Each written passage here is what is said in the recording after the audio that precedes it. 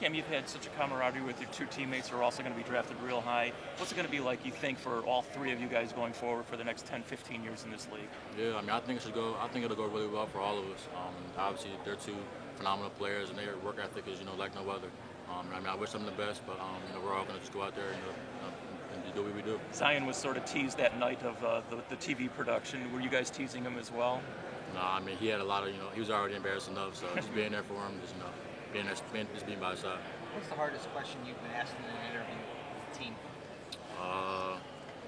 The hardest question? I mean, I don't know. Craziest question you didn't see coming. Just give us a little insight what that's I was like. pretty well prepared. Nothing I hadn't heard before, so I was ready for it. Cam, I know they may be out your range, but did you meet the Lakers? I did, yep. Sure did. Did you meet the Lakers? Yep. Cam, I mean, all of them. You name it, there's a lot of them in there.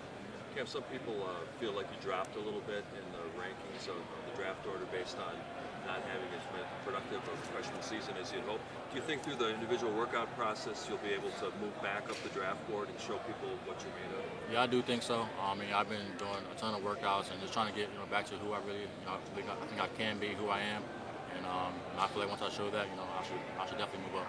But who can you be and who can you be? I mean, who are you? I mean, like you saying, you're going back to who you can be and who you are. Who are you? Cam Reddish. No, I'm talking about as a bad. You know what I mean? Yeah, no. I feel like I can just do everything. I feel like I was, more of a shooter this year. I don't really want to classify myself as a shooter. So I feel like, I just go out there, play my game, which is I can do a variety of different things. And if I just do that, What's a common misconception about your game? I mean, I'm kind of reserved, just like my personality is kind of reserved, so people might take that as lazy or too laid back, but that's just not who I am. I'm just naturally kind of a reserved kind of guy. Cam, I know you didn't play with Wendell Carter, but he was the guy who came to Chicago and said, well, yeah, I kind of took a backseat to some other guys during my year at Duke. Have you talked to him about going through that and what he's gone through?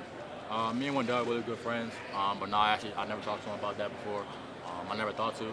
Maybe I should, but I didn't.